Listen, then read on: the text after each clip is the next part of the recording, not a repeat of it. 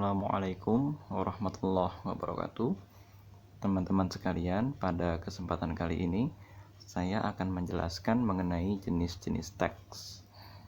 Tapi saat ini kita akan lebih jauh lagi mengenai eksposisi.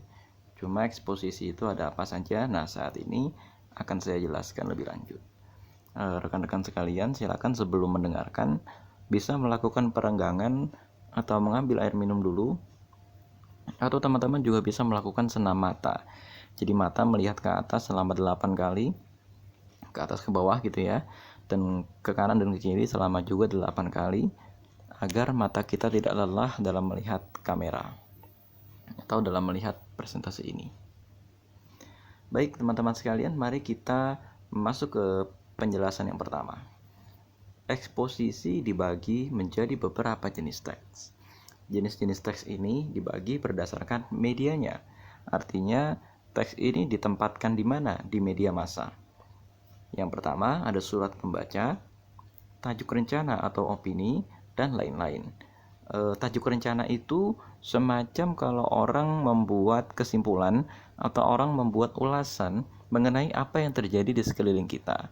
Dan kemudian ulasan itu ditaruh di media massa, di koran misalnya. Dan biasanya eksposisi itu muncul di kolom opini sebuah media. Nah, nanti kalau misalnya teman-teman itu beli koran akan lebih enak gitu ya. Baik itu koran misalnya maupun media dalam jaringan. Hari ini kita akan belajar di media dalam jaringan seperti republikaonline.com dan lain sebagainya. Jadi kalau zaman dulu itu kita menggunakan koran atau majalah, di zaman sekarang itu sudah ada media dalam jaringan yang kita sebut sebagai website. Akan tetapi di website juga ada kolom seperti itu gitu ya, yang biasanya bukan ditulis oleh redaksi, bukan ditulis oleh wartawan, akan tetapi ditulis oleh pembaca yang merasa harus menuangkan idenya di sana. Nah, ini ada beberapa jenis teks eksposisi di media dalam jaringan. Dua contoh ini diambil dari Kompas dan Republika. Yang pertama ada Heboh Hagia Sophia. Ini karangan Mas Ikhwanul Kiram Mashuri. Ya, ceritanya Hagia Sophia itu kan Jumat kemarin tanggal 24 Juli ya 2020, Presiden Erdogan memutuskan mengubah Hagia Sophia menjadi masjid kembali, dan tanggal 24 Juli kemarin adalah momen sholat Jumat gitu ya. Dan itu dianggap sebagai keputusan yang monumental karena Hagia Sophia adalah ikon dari negara Turki yang sekian lama menjadi masjid. Akhirnya menjadi masjid gitu ya. Tadinya adalah museum. Atau yang kedua, berita yang bukan berita ya, opini ditulis oleh Mas Capi Hakim. Mas Capi Hakim ini adalah penulis buku Tanah Air Udaraku Indonesia. Judulnya apa? Dampak psikologis pada anak yang sekolah dari rumah. Nah, mari kita perdalam lagi strukturnya. Nah, mari kita lihat di tulisannya Mas Capi Hakim yang judulnya adalah tadi kalau kita lihat ya, dampak psikologis pada anak yang sekolah dari rumah. Berarti berita ini atau teks ini akan membahas dampak psikologis dari anak yang belajar di rumah.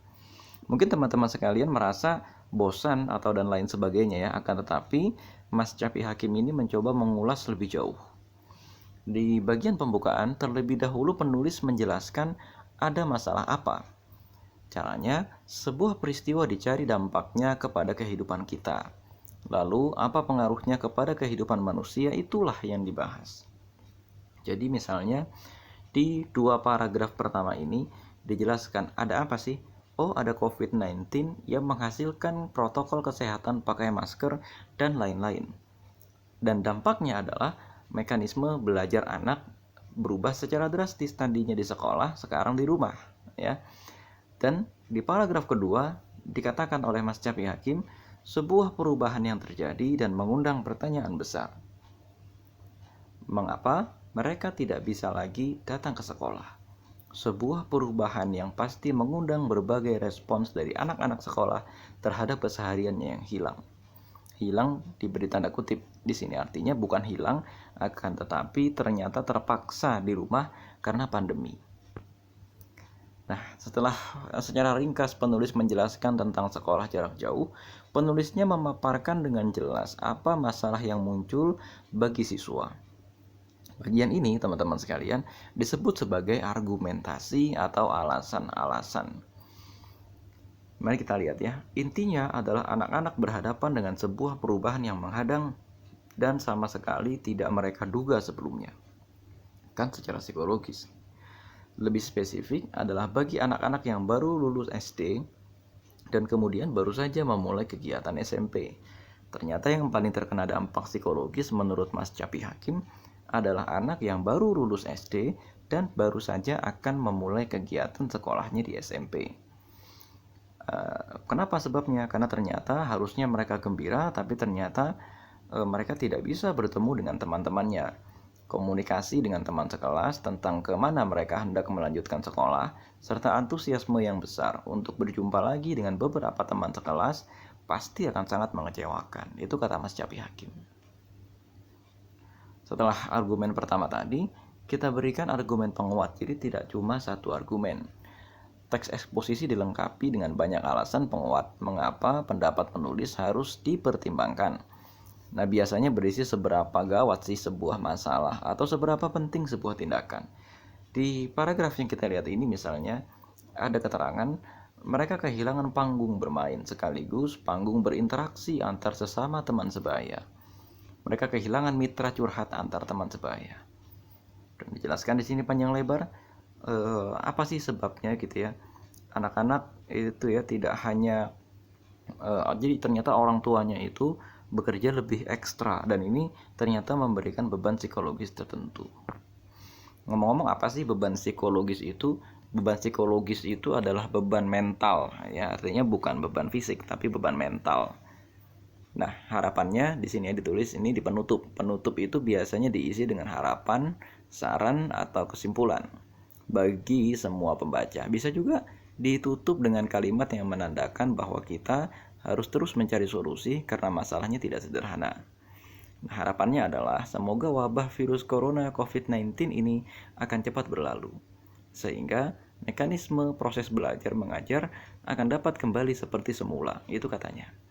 Dan terakhir disertai dengan punch pertanyaan, apakah AKB atau adaptasi kebiasaan baru akan tetap berwujud di sekolah dari rumah atau sekolah di gedung sekolah yang disesuaikan dengan protokol kesehatan. Nah, itu katanya ya.